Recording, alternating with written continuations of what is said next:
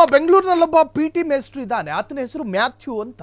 ಆತ ಮಾಡಿರೋ ಘನಂದಾರಿ ಕೆಲಸ ನಿಮಗೆ ಗೊತ್ತಾದ್ರೆ ಪ್ರಜ್ವಲ್ ರೇವಣ್ಣನೇ ಪರವಾಗಿಲ್ಲಪ್ಪ ಅಂತ ಹೇಳ್ತೀರಿ. ಹಾಗಾದ್ರೆ ಈ ಮ್ಯಾಥ್ಯೂ ಮಾಡಿರೋ ದರ್ವೇಸಿ ಆಟ ಏನು?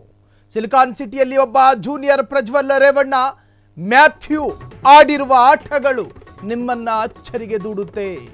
ಸಿಲಿಕಾನ್ ಸಿಟಿಯಲ್ಲಿ ಒಬ್ಬ ಜೂನಿಯರ್ ಪ್ರಜ್ವಲ್ ರೇವಣ್ಣ ದೈಹಿಕ ಮೇಸ್ಟ್ರಂತೆ ಕಮ್ ಕ್ರಿಕೆಟ್ ಕೋಚ್ ಅಂತೆ. ಮದುವೆಯಾದ ಮಹಿಳೆಯರೇ ಈತನ ಟಾರ್ಗೆಟ್. ಕ್ಯಾಂಪ್ಗೆ ಬರೋ ಪೋಷಕರೇ ಈತನಿಗೆ ಟಾರ್ಗೆಟ್. ಹಲವಾರು ಮಹಿಳೆಯ ಜೊತೆ ರಾಸಲೀಲೆ, ವಯಸ್ಸಿನ ಮಿತಿ ಇಲ್ಲ. ವಿಡಿಯೋ ಫೋಟೋ ತೆಗೆದುಕೊಂಡು ಸ್ಟೋರ್ ಮಾಡಿದ್ದ. ಹಾಗಾದ್ರೆ ಯಾರು ಈ ಜೂನಿಯರ್ ಪ್ರಜ್ವಲ್ ರೇವಣ್ಣ? ಚಂದದ ಮೈಮಾಟವನ್ನ ನಗ್ನ ನೇತ್ರದಲ್ಲಿ ನೋಡುವ ಚಟಕ್ಕೆ ಬಿದ್ದಿದ್ದ ದೈಹಿಕ ಮೇಸ್ಟ್ರು ಕಮ್ ಕ್ರಿಕೆಟ್ ಕೋಚ್ ಈತ. ಮ್ಯಾಥ್ಯೂ ಅಂತ ಈ ಲೋಫರ್ ಹೆಸರು. ಅನೇಕ ಹೆಣ್ಣು ಮಕ್ಕಳ ವಿಡಿಯೋಗಳನ್ನ ತನ್ನ ಸ್ವಂತ ಮೊಬೈಲ್ನಲ್ಲಿ ಸ್ಟೋರ್ ಮಾಡ್ಕತಾನೆ. ಅದನ್ನ ಸಂಗ್ರಹ ಮಾಡಿ ನಾನಾ ಭಂಗಿಯಲ್ಲಿರುವಂತಹ ಫೋಟೋವನ್ನು ಕಣ್ತುಂಬಿ ಆನಂದ ಪಡ್ತಾನೆ. ಒಂದೆರಡಲ್ಲ, ಈತನ ಮೊಬೈಲ್ನಲ್ಲಿ ಇದ್ದಂತಹ ಫೋಟೋಗಳು ಹಲವು ರೀತಿಯ ಫೋಟೋಗಳು. ಎಕ್ಸಿಬಿಷನ್ ಅನ್ಕತೀರಿ ನೀವು ನೋಡಿದ್ರೆ.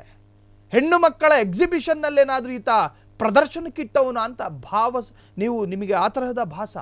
ಕಾರಣ ಈತನ ಫೋಟೋಗಳಲ್ಲಿ ನಾನಾ ಭಂಗಿಯ ಮಹಿಳೆಯರ ನಗ್ನ ಫೋಟೋಗಳು. ಪ್ರಜ್ವಲ್ ರೇವಣ್ಣನಿಗೊಂದು ಸ್ವಲ್ಪ ಮಾನವೀಯತೆ ಇತ್ತು ಅಂತೀರಿ ನೀವು ಅದನ್ನ ನೋಡಿದ್ರೆ. ಸೊ ಸಿಲಿಕಾನ್ ಸಿಟಿಯಲ್ಲಿ ಒಬ್ಬ ಮ್ಯಾಥ್ಯೂ, ಆತ ಆಡಿರ್ತಕ್ಕಂತಹ ಅತಿ ದೊಡ್ಡ ಕರ್ಮಕಾಂಡದ ಫೋಟೋಗಳು ನಾಗರಿಕ ಸಮಾಜ ನೋಡೋದಕ್ಕೆ ಸಾಧ್ಯ ಇಲ್ಲ. ಸಾಕಷ್ಟು ಫೋಟೋಗಳು ಫ್ರೀಡಮ್ ಟಿವಿಗೆ ಲಭ್ಯವಾಗಿದೆ. ಆದರೆ ನಾಗರಿಕ ಸಮಾಜಕ್ಕೆ ತೋರಿಸಲು ಅನರ್ಹ ಅನ್ನೋ ಕಾರಣ ಅದನ್ನು ನಾವು ಹಾಗೆ ಇಡ್ತಾ ಇದ್ದೀವಿ. ತೋರಿಸೋದಕ್ಕೆ ಸಾಧ್ಯ ಇಲ್ಲ. ಮಕ್ಕಳ ಮನಸ್ಸಿಗೂ ಕೂಡ ನೆಗೆಟಿವ್ ಪ್ರಭಾವ ಬೀರಬಹುದು ಆ ಫೋಟೋಗಳು. ತೋರಿಸೋದಕ್ಕೆ ಸಾಧ್ಯವೇ ಆಗದ ಮುಜುಗರಕ್ಕೀಡಾಗುವಂತಹ ಫೋಟೋಗಳದು. ಅತ್ಯಂತ ನಗ್ನ ಸ್ಥಿತಿಯ ಹೆಣ್ಣು ಮಕ್ಕಳ ಜೊತೆ ಅದೇನು ಆಟ ಅಂತೀರಿ? ಮ್ಯಾಥ್ಯೂ ಟ್ಯಾಲೆಂಟ್ನ ನೀವು ಅಲ್ಲಿ ನೋಡಬೇಕು. ಆತನದ್ದು ಪಿಟಿ ಮೇಸ್ಟ್ರ್ ಅಂತೆ, ಏನು ದೈಹಿಕ ಶಿಕ್ಷಕನಂತೆ. ಬನ್ನೇರುಘಟ್ಟ ರಸ್ತೆಯಲ್ಲಿರುವ ಕಾರ್ಮೆಲ್ ಅಕಾಡೆಮಿಯ ಶಾಲೆಯಲ್ಲಿ ಪಿಟಿ ಟೀಚರ್ ಅಂತೆ. ಮ್ಯಾಥ್ಯೂ ಕ್ರಿಕೆಟ್ ಅಕಾಡೆಮಿಯ ಮಾಲೀಕ. ಕಾಮುಕ ಮಾಲೀಕ ಅಲ್ಲ. ಗೊಟಗೆರೆ ಹತ್ತಿರವಿರುವ ಕಾರ್ಮೆಲ್ ಶಾಲೆ ಈತನ ಕಾಮಾಂಧನೆಯ ಕಾರ್ಖಾನೆಯಾಗಿತ್ತು. ಮೂಲತಃ ಕೇರಳ ಮೂಲದವನಾಗಿರುವಂತಹ ಮ್ಯಾಥ್ಯೂ ಈಗ ಛೀ ಥೂ ಅಂತವ್ರೆ. ಹಿಂದೂ ಯುವತಿಯರನ್ನ ಬುಟ್ಟಿಗೆ ಹಾಕಿಕೊಳ್ಳೋ ಆಸಾಮಿ. ಹಲವರ ಜೊತೆ ನಗ್ನವಾಗಿ ಫೋಟೋ ವಿಡಿಯೋ ಮಾಡಿಕೊಂಡಿರುವಂತಹ ಕಾಮುಕ ಈತ. ಬನ್ನೇರುಘಟ್ಟ ರಸ್ತೆಯಲ್ಲಿರುವಂತಹ ಕಾರ್ಮೆಲ್ ಅಕಾಡೆಮಿ ಶಾಲೆಯಲ್ಲಿ ಪಿಟಿ ಮೇಸ್ಟ್ರ್ ಆಗಿದ್ದ ಮ್ಯಾಥ್ಯೂ ಕ್ರಿಕೆಟ್ ಅಕಾಡೆಮಿ ಮಾಲೀಕ. ಗೊಟಗೆರೆ ಹತ್ತಿರವಿರುವಂತಹ ಕಾರ್ಮೆಲ್ ಶಾಲೆ ಈತನದು. ಮೂಲತಃ ಕೇರಳ ಮೂಲದವನಾಗಿರುವ ಮ್ಯಾಥ್ಯೂಗೆ ನ ಲಜ್ಜಂ ನ ಭಯಂ, ಭಯನೂ ಇಲ್ಲ ಲಜ್ಜೆನೂ ಇಲ್ಲ.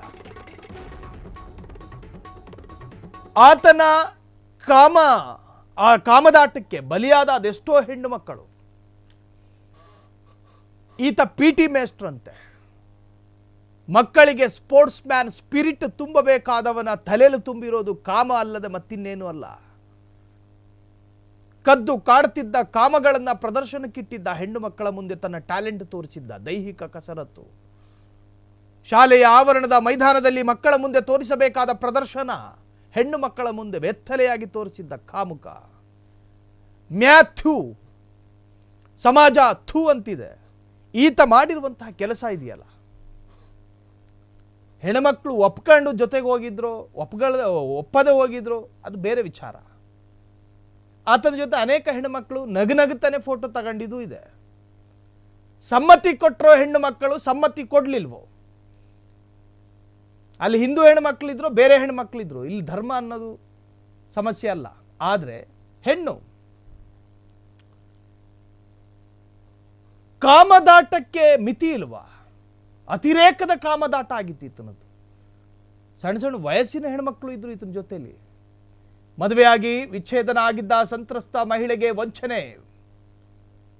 ಮಗಳನ್ನ ಕ್ಯಾಂಪ್ಗೆ ಬಿಡಲು ಬರ್ತಿದ್ದ ಮಹಿಳೆ, ಮಗಳನ್ನ ಕ್ಯಾಂಪಿಗೆ ಬಿಡೋದಕ್ಕೆ ಬರ್ತಿದ್ದಂತೆ ಮಹಿಳೆಯನ್ನ ಪರಿಚಯ ಮಾಡಿಕೊಂಡು ಬುಟ್ಟಿಗೆ ಹಾಕಿಕೊಂಡಿದ್ದ.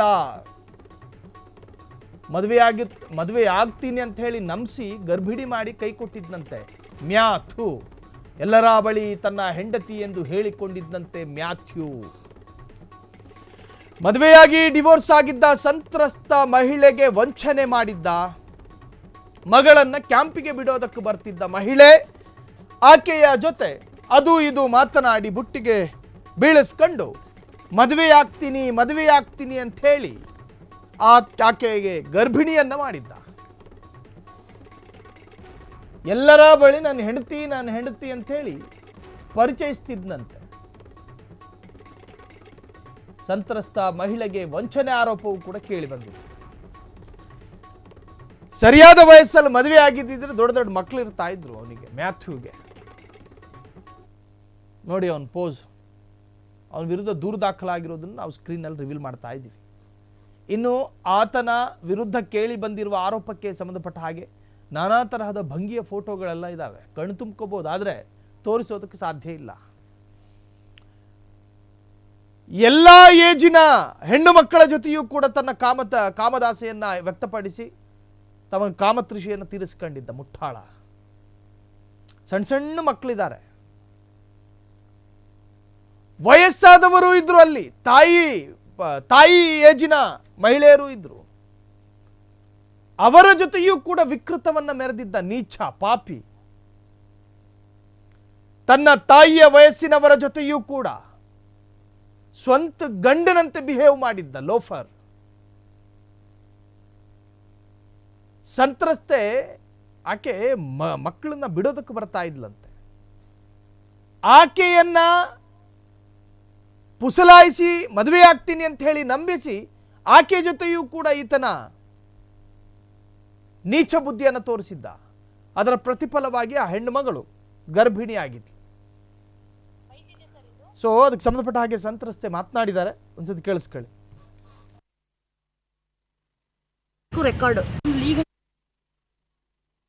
ಆಗಿದೆ. ನೆಕ್ಸ್ಟು AB ಮ್ಯಾಥ್ಯೂವನ್ ಅವರು ನನ್ನ ಮಗಳ ಸ್ಕೂಲಲ್ಲಿ ಟೀಚರಾಗಿ ಕೆಲಸ ಮಾಡಿದ್ರು, P ಡಿಪಾರ್ಟ್ಮೆಂಟಲ್ಲಿ. ನನ್ನ ಮಗಳ ವಿಷಯಕ್ಕೆ ಅಂತ ಪರಿಚಯ ಆಗುತ್ತೆ, ರ್ಯಾಕೆಟ್ ವಿಷಯಕ್ಕೆ ಅಂತ ECAಗೆ. ಆ ಟೈಮಲ್ಲಿ ಹಂಗೆ ಅಷ್ಟೇ ಪರಿಚಯ ಇರಲಿಲ್ಲ ಸರ್. ನೆಕ್ಸ್ಟ್ ನನ್ನ ಗಂಡನ ಮೇಲೆ ಹರಾಸ್ಮೆಂಟ್ ಅದು ಇದು ಅಂತ ಬಂದಾಗ ಮನೆ ಬಿಟ್ಟು ಆಚೆ ಬರ್ತೀನಿ. ಸೊ ನನಗೆ ನಮ್ಮ ಸೋದರ ಸಪೋರ್ಟ್ ಸಿಗದಿರೋ ಕಾರಣ ಫ್ರೆಂಡ್ ಸಪೋರ್ಟ್ ತೊಗೊತೀನಿ. ಹೆಲ್ಪ್ ಮಾಡಿಲ್ಲ ಅಂದಾಗ ನಾನು AB ಸರ್ಗೆ ಕಾಲ್ ಮಾಡಿ 2,000 ರೂಪಾಯಿ ಸಹಾಯ ಕೇಳ್ತೀನಿ ಸರ್. ಆ ಟೈಮಲ್ಲಿ ಸ್ವಲ್ಪ ಹೋಪ್ ಕೊಡ್ತಾರೆ. Aam Aadmi party south India president, ನಾನು ಪೊಲೀಸ್ ಬ್ಯಾಕ್ಗ್ರೌಂಡ್ ಇದೆ, ನಾನು ಸ್ವಲ್ಪ ಸಹಾಯ ಮಾಡ್ತೀನಿ ಅಂತ ಹೇಳಿ ನನಗೆ ಹೋಪ್ ಕೊಟ್ಟು ಒಂದು ಮನೇಲಿ ಸೇಫ್ ಮಾಡಿಟ್ಟಿರ್ತಾರೆ, ಶಾನ್ಭೋಗ್ನಳ್ಳಿ ಮನೇಲಿ. ಆಮೇಲೆ ಸೆಪ್ಟೆಂಬರ್ ಮಂತಲ್ಲಿ ನಾನು ಲೀಗಲಾಗಿ ಡಿವೋರ್ಸ್ ಆಗುತ್ತೆ. ಬಿಕಾಸ್ ಆಫ್ ತಮ್ಮ ಗಲಾಟೆ ಮಾಡಿದ್ರು, ಜೀವ ಬೆದರಿಕೆ ಎಲ್ಲ ಹಾಕ್ತಿರು ಹಸ್ಬೆಂಡ್ ಅವರು. ಸೊ ಕಾಂಪನ್ಸೇಷನ್ ಕೊಡಬೇಕಾಗುತ್ತೆ ಅಂತ ಮಗಳನ್ನೂ ಸಹ ಅವರ ಕಸ್ಟಡಿಗೆ ಹಾಕ್ಕೊಂಡ್ರು. ನೆಕ್ಸ್ಟ್ ಈತ ನನಗೆ ಲೈಫ್ ಕೊಡ್ತೀನಿ ಅಂತ ಹೋಪ್ ಕೊಡ್ತಾರೆ. ರಿಜಿಸ್ಟರ್ ಮ್ಯಾರೇಜ್ ಮಾಡ್ಕೊ ಅಂದರೆ ಅಪ್ಪ ಅಮ್ಮನ ಒಪ್ಪಿ ಚರ್ಚಲ್ಲಿ ಮದುವೆ ಮಾಡ್ಕೊಳ್ಳೋಣ ಅಂತ ಡಿಲೇ ಮಾಡಿಕೊಂಡೇ ಬರ್ತಾರೆ. ಸೊ ಹೀಗೆಲ್ಲ ಆಗಿ ನನಗೆ ಇವಾಗ ಡಿಲೇ ಮಾಡಿಕೊಂಡೇ ಬಂದರು. ನನಗೂ ಬೇರೆ ದಾರಿ ಇಲ್ಲ, ನಂಬಿನೇ ಇದ್ದೆ. ಈಗ ಮೊನ್ನೆ ಟ್ಯೂಸ್ಡೇ ಪ್ರೆಗ್ನೆನ್ಸಿ ಕನ್ಫರ್ಮೇಷನ್ ಆಗುತ್ತೆ ಸರ್. ಅದಾದಮೇಲೆ ಇವಾಗ ಸ್ಯಾಟರ್ಡೆ ನೋಡಿದ್ರೆ ನನ್ನ ಫೋನ್ ಸಮೇತ ಬಟ್ಟೆ ಸಮೇತ ಎತ್ಕೊಂಡು ಓಡೋಗಿದ್ದಾರೆ. ಮಾಹಿತಿ ಅವರು ಆ ಮನೆ ಹತ್ರ ಹೋಗಿ ಕೇಳಿದಾಗ ಅಕ್ಕಪಕ್ಕದವ್ರು ಹೇಳಿದ್ದು ಬೆಳಗ್ಗೆ 6:30, 6:45 ಅಷ್ಟೊತ್ತಲ್ಲಿ ಅಪ್ಪ, ಮಗ, ಅಮ್ಮ ಬ್ಯಾಗ್ ಎಲ್ಲ ತೊಗೊಂಡು ಲಾಕ್ ಮಾಡಿಕೊಂಡು ಹೋಗಿದ್ದಾರೆ ಅಂತ ಮಾತ್ರ ಇನ್ಫಾರ್ಮೇಷನ್ ಬಂತು. ಈ ಸ್ಟೇಷನ್ಗೆ ಬಂದರೆ ಕಂಪ್ಲೇಂಟ್ ತೊಗೊಂಡಿಲ್ಲ. ಪಾಪಣ್ಣ ಸರ್ ತುಂಬ ಕೆಟ್ಟದಾಗಿ ನಡ್ಕೊತಾರೆ. ನೊಂದಿ ಬಂದಿರೋರಿಗೆ ಇನ್ನೂ ನೋಯಿಸ್ತಾರೆ. ಸೊ ಅಂಡರ್ಸ್ಟ್ಯಾಂಡ್ ಮಾಡ್ಕೊಳ್ಳೋ ಇದು ಕೆಪಾಸಿಟಿ ಇಲ್ಲ ಆತನಿಗೆ. ಯಾಕೆಂದರೆ ಒಂದು ನೊಂದಿ ಬಂದಿರೋ ಹೆಣ್ಮಕ್ಳ ಹತ್ರ ಯಾವ ರೀತಿ ಮಾತಾಡಬೇಕಂತ ಗೊತ್ತಿಲ್ಲ ಸರ್. ಮಾತು ರೆಕಾರ್ಡು ಅದು ನಿಜವಾಗ್ಲೂ ಮಾಡ್ಕೊತಾರಲ್ಲ ನನಗೆ ಗೊತ್ತಿಲ್ಲ. ಹೇಳೋರಿಲ್ಲ ಕೇಳೋರಿಲ್ಲ ಅಂತಂದ್ರೆ ತುಂಬ ಆಟ ಆಡಿಸ್ತಾ ಇದ್ದಾರೆ. ಅನ್ಯಾಯ ಆಗಿದೆ ಅಂತಾರೆ, ನೀನು ಮಾಡ್ಕೊಂಡಿದ್ದು ನಮ್ಮನ್ನು ಕೇಳ್ಕೊಂಡು ಹೋಗಿದ್ದ ಅಂತ ಮಾತಾಡ್ತಾರೆ ಸರ್.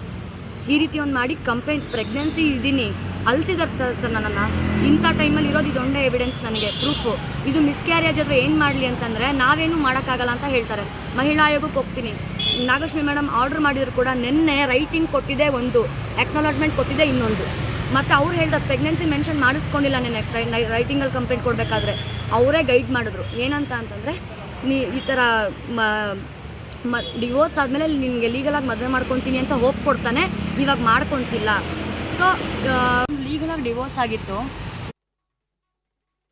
ಸೊ ಸಂತ್ರಸ್ತೆ ಮಹಿಳೆ ಆಕೆಯ ಸಮಸ್ಯೆಗಳನ್ನು ಹೇಳ್ಕೊಂಡ್ಳು. ಆತನಿಗೆ ಮದುವೆಯಾಗಿತ್ತಂತೆ, ಮದುವೆಯಾಗಿದ್ದರೂ ಕೂಡ ನನ್ನನ್ನೇ ಮದುವೆಯಾಗ್ತೀನಿ ಅಂತ ಹೇಳಿ ನನ್ನನ್ನು ನಂಬಿಸಿ ಈಗ ಕುತ್ತಿಗೆ ಕುಯ್ಯುವಂಥ ಕೆಲಸ ಮಾಡಿದ್ದಾನೆ. ಈ ನೀಚನನ್ನು ಕಟಕಟೆಯಲ್ಲಿ ನಿಲ್ಲಿಸಬೇಕು, ಈತನ ವಿರುದ್ಧ ಕ್ರಮ ಆಗಬೇಕು ಅಂತ ಹೇಳಿ ಸಂತ್ರಸ್ತೆ ಮಹಿಳೆ ಅನುಭವಿಸಿದ ಯಾತನೆಯನ್ನು ಬಿಡಿಸಿ ಹೇಳಿದ್ದಾರೆ. ಕ್ಷಣ ಕ್ಷಣದ ಸುದ್ದಿಗಳಿಗಾಗಿ ಫ್ರೀಡಂ ಟಿವಿ ಸಬ್ಸ್ಕ್ರೈಬ್ ಮಾಡಿ, ಲೈಕ್ ಮಾಡಿ ಹಾಗೂ ಫಾಲೋ ಮಾಡಿ. ಹೊಸ ಸುದ್ದಿಗಳ ನೋಟಿಫಿಕೇಶನ್ಗಾಗಿ ಬೆಲ್ ಐಕಾನ್ ಮೇಲೆ ಕ್ಲಿಕ್ ಮಾಡಿ.